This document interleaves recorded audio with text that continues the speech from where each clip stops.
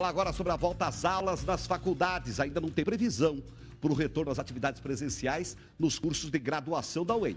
Atenção, pessoal, não tem previsão. Você que está todo dia ligadinho aí na TV. Olha, quem sabe hoje sai uma novidade? Não.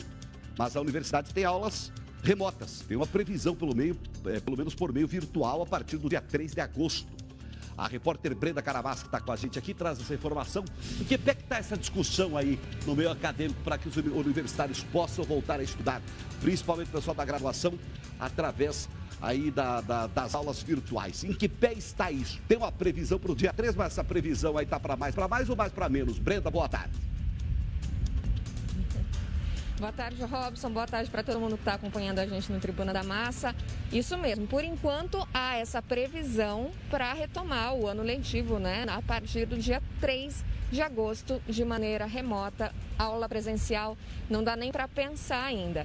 Robson me perguntou em que pé que está isso, né? Vou contar então. Já tem um grupo estudando, analisando toda essa questão da pandemia e de como retomar as aulas, retomar o ano letivo, desde que a pandemia começou. Para o pessoal da pós-graduação, eles estão tendo aula remotamente. Então, a ideia é adotar mais ou menos o que está acontecendo na pós-graduação também para todos os cursos de graduação da UEM.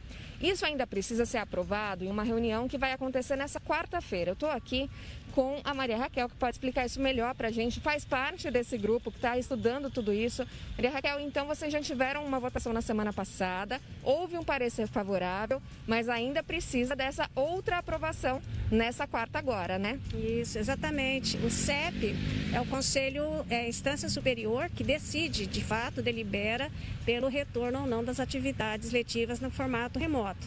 Na quarta-feira nós tivemos esse parecer favorável da Câmara de Graduação e agora nessa próxima quarta, né, nós teremos então a análise e a deliberação.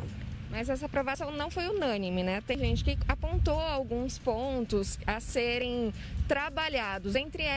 Entre esses pontos, tem a questão de que nem todo aluno ou nem todo professor tem acesso à internet ou tem acesso aos equipamentos.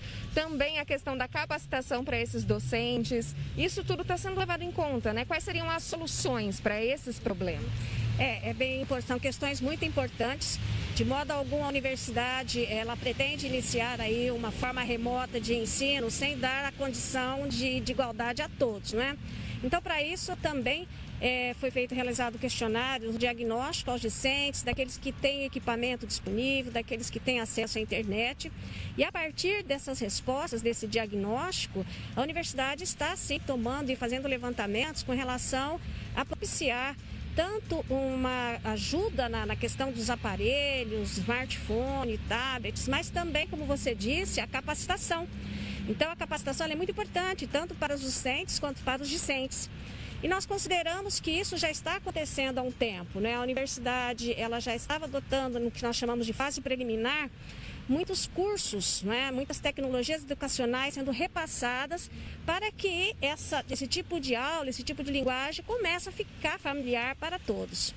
E agora essa previsão de retomada a partir do dia 3 de agosto, se for aprovada, como que vai funcionar tanto para professores quanto para os alunos? Isso, é uma proposta que foi feita pelo relatório, né, e depois endossada pelo relator, onde nós teríamos uma divisão em fases. Então, o que nós chamamos 3 de agosto seria o início da fase 1, que seria, sim, essa atividade remota, online, não é? Então, totalmente online, e também definida junto com os cursos, os conselhos de curso, não é? Para que isso seja feito de uma forma bem regulamentar. Após essa fase 1, que nós chamamos fase 1, teria aí a possibilidade de um híbrido, não é? Então, nós teríamos as atividades remotas, mas também teríamos as atividades presenciais. E, por último, uma fase 3 é quando teríamos o retorno à normalidade e só aulas presenciais. A grande questão, importante que a comunidade saiba, que o início e término dessa fase 2 ou fase 3 vai estar totalmente atrelado à condição da pandemia no momento. Então, serão ouvidas as autoridades sanitárias dessa forma. Para a gente encerrar, a gente sabe que tem muita gente pensando, querendo ingressar na universidade, pensando, tá, e o vestibular, como é que vai ficar? Já tem data, tem previsão? Como é que deve ser feito isso nesse momento que a gente está vivendo? Isso. A nossa previsão é realizar um grande vestibular. Eu uso o termo grande porque vai ser a junção das vagas do vestibular de inverno com o vestibular de verão. A nossa previsão é que ele aconteça dia 7 e 8 de fevereiro. Tá? Então, nesse vestibular, nós teremos a somatória, vamos ter pela primeira vez as vagas, além das cotas sociais, também as cotas para negros.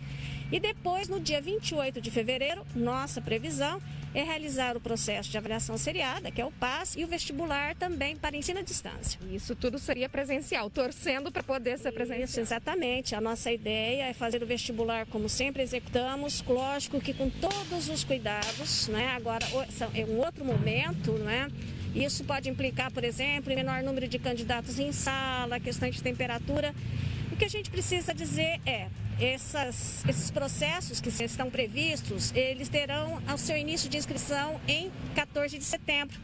Então, para que todos os interessados, eles consultem nossa página regularmente, que é o www.vestibular.em.br. Então, a partir daí, ficar, né, sempre atentos aos nossos prazos, às nossas datas. Muito obrigada pelas suas explicações todas, e a gente fica realmente na torcida para até fevereiro a vida já ter voltado ao normal e o vestibular poder acontecer, né, Robson? E claro, a gente vai acompanhar também essa decisão da quarta-feira para manter todo mundo informado por aí. Vamos sim, vamos continuar acompanhando bem de perto, até porque quando se fala de UEM, diz respeito aí ao interesse de muita gente. Maringá é uma cidade universitária e eu já estou sabendo, Brenda, que funcionários da universidade, professores, já estão promovendo, ou pensando em promover um protesto aí na quarta-feira contra essa volta às aulas.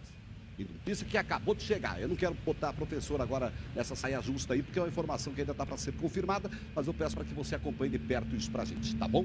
Vamos lá, vamos continuar. O que é isso aqui?